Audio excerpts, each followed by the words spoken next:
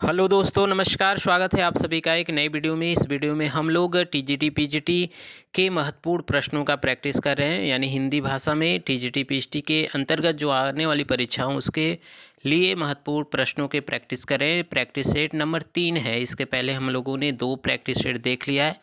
जो चैनल के प्लेलिस्ट में है आप वहाँ से उसे आसानी से देखकर प्राप्त कर सकते हैं। चलिए शुरू करते हैं। शुरू करने से पहले गुजारिश है, चैनल में नए हैं तो लाइक सब्सक्राइब शेयर जरूर करिएगा। यहाँ पे दिया गया पहला प्रश्न कि जयशंकर प्रसाद की किस कृति को पहले ब्रज भाषा में तथा बाद में खड़ी बोली में रूपांतरित कर दिया गया था।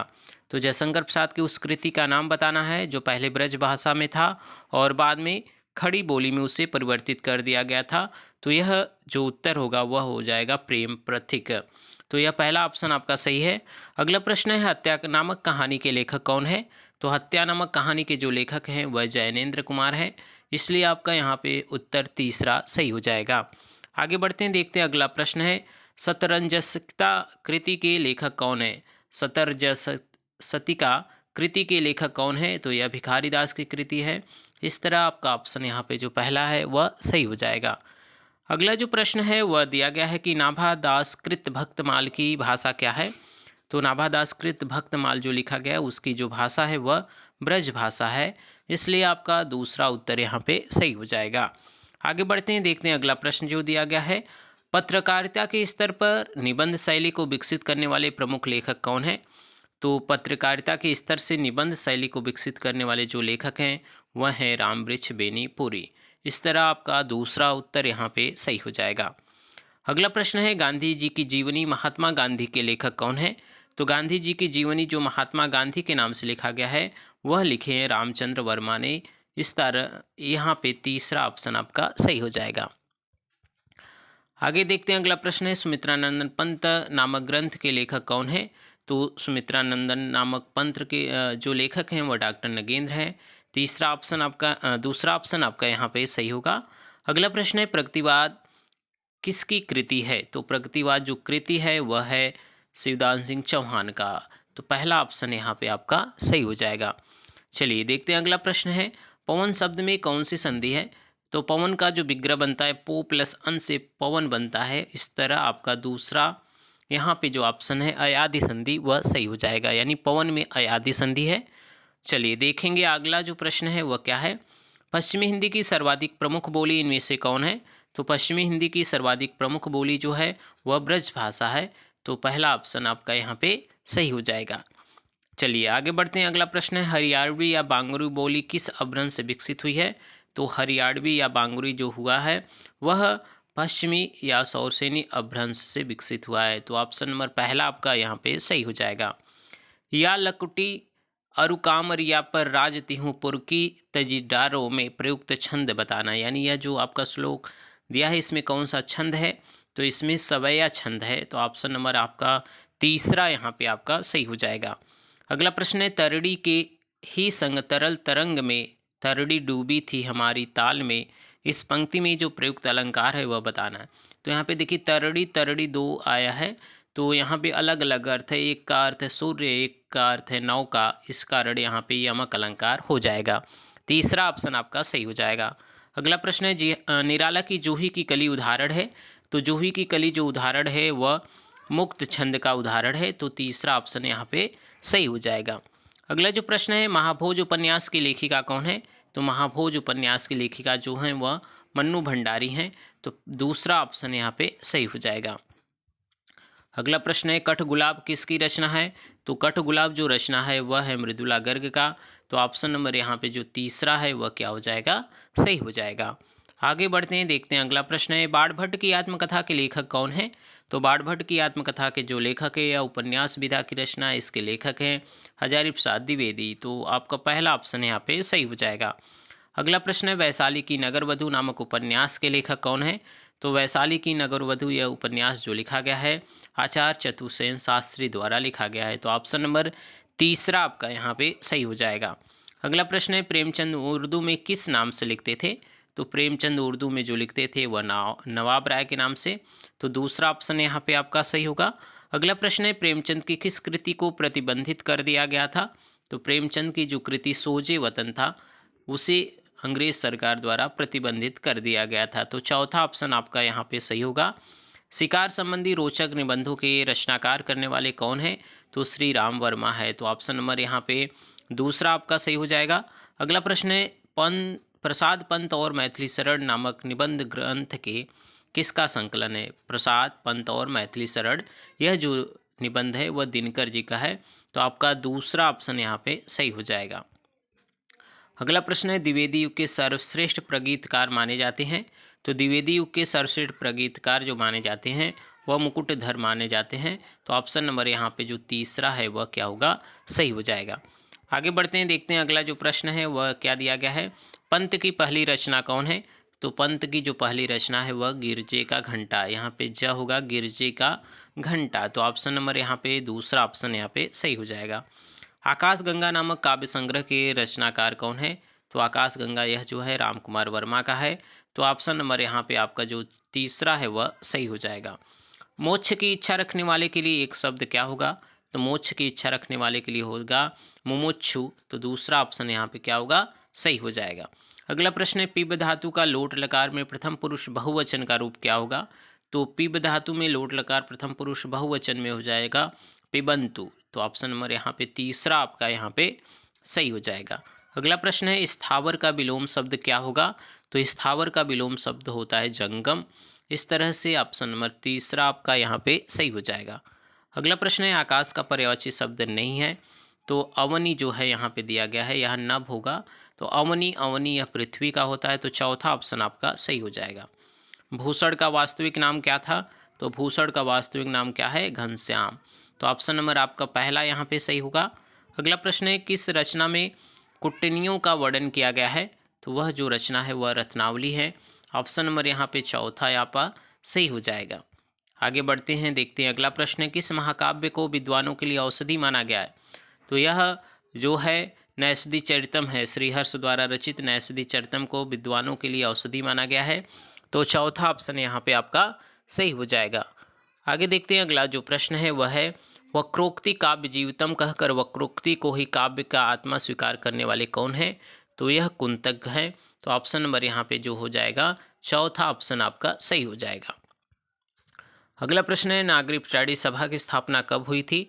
तो नागरी पिछाड़ी सभा की स्थापना 1893 ईस्वी में काशी में श्याम सुंदर दास और अन्य लोगों के सहयोग से हुआ था। तो यहाँ पे ऑप्शन नंबर पहला आपका सही हो जाएगा। प्रजा हितैषी नामक पत्र के संपादक कौन है? तो प्रजा हितैषी आगरा से निकलने वाला पत्र है, जिसके जो संपादक हैं राजा लक्ष्मण सिंह हैं। तो ऑप्शन नंबर दूसरा यहाँ पे आपका सही हो जाएगा। अगला प्रश्न है, आलसियों का कोड़ा किसकी रचना है? तो यह शिव प्रसाद सितारे हिंद का। तो ऑप्शन नंबर यहाँ पे चौथा सही हो जाएगा। अगला प्रश्न है, उद्धव शतक के लेखक कौन है? तो उद्धव शतक के जो लेखक हैं वह जगन्नाथ दास रत्नाकर हैं। तो आपका ऑप्शन नंबर जो पहला है वह सही हो जाएगा। अगला प्रश्न है, सप्तपर्णा किसकी कृति है? तो सप्तपर्णा यह जो कृति है वह महादेवी वर्मा का। तो इसलिए ऑप्शन नंबर यहाँ पे दूसरा सही हो जाएगा। अगला प्रश्न है, रीतिकाल को श्रृंगार काल किसने कहा? तो रीतिकाल को श्रृंगार काल कहने वाले जो हैं वह हैं विश्वनाथ प्रसाद मिश्र। ऑप्शन में दूसरा यहाँ पे आपका सही हो जाएगा। प्रगतिशील लेखक संघ की स्थापना कब की गई थी? तो प्रगतिशील लेखक संघ की स्थापना जो की गई थी वह 1936 ईस्वी में। ऑप्शन नंबर यहाँ पे तीसरा सही हो जाएगा। आगे देखते हैं अगला प्रश्न है, निम्नलिखित में कौन सा नाम नाथपंथी साधकों में शामिल नहीं है? तो यहाँ पे जो देखिए भरथरी दिया है यह नाथ पंथ साधकों में शामिल नहीं है। तो ऑप्शन नंबर दूसरा आपका यहाँ पे सही हो जाएगा। अगला प्रश्न है, गोरखबानी नामक पुस्तक के संपादक कौन थे? तो गोरखबानी नामक पुस्तक के जो संपादक हैं वह हैं डॉक्टर पीताम्बर दत्त व बड़थवाल। तो इसलिए आपका तीसरा ऑप्शन यहाँ पे सही हो जाएगा। अगला प्रश्न जो है, ज्ञानबोध किसकी रचना है? तो ज्ञानबोध जो रचना है वह मलुकदास का है। तो ऑप्शन नंबर तीसरा यहाँ पे आपका सही हो जाएगा। आगे देखते हैं अगला प्रश्न है, तुलसीदास किस दार्शनिक मत के भक्त कवि थे? तो तुलसीदास जो थे वे विशिष्टाद्वैतवाद के भक्त कवि थे। ऑप्शन नंबर 4 आपका सही हो जाएगा। अगला प्रश्न है, कामायनी को मानवता के रसात्मक इतिहास की संज्ञा किसने प्रदान की थी? तो यह नंद दुलारे वाजपेयी ने प्रदान किया था। तो ऑप्शन नंबर तीसरा यहाँ पे आपका सही हो जाएगा। यहाँ पे कलाधर होना चाहिए। कलाधर किस कवि का वह आरंभिक नाम था? तो यह जो नाम था वह पहले जयशंकर प्रसाद का नाम था। ठीक है, तो ऑप्शन नंबर दूसरा यहाँ पे सही हो जाएगा। अगला प्रश्न, निम्नलिखित में कौन सा शब्द स्त्रीलिंग नहीं है? तो यहाँ पे निराला शब्द जो है वह स्त्रीलिंग नहीं है, तो ऑप्शन नंबर चौथा यहाँ पे सही हो जाएगा।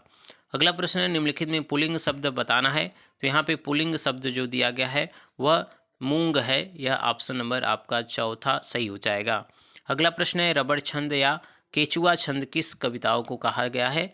तो यह निराला जी की कविताओं को ध्यान में रख के कहा गया है, ऑप्शन नंबर दूसरा यहाँ पे सही हो जाएगा। अगला प्रश्न है, दलित साहित्य का चर्चित लेखक कौन है?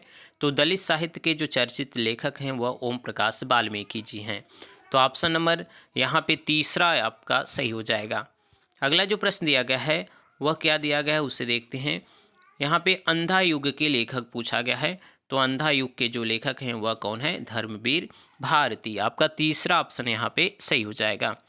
अगला प्रश्न है, निम्नलिखित में कौन गिरिजा कुमार माथुर की कृति नहीं है? तो यहाँ पे दिया गया है चांद का मुंह टेढ़ा, यह किसका है?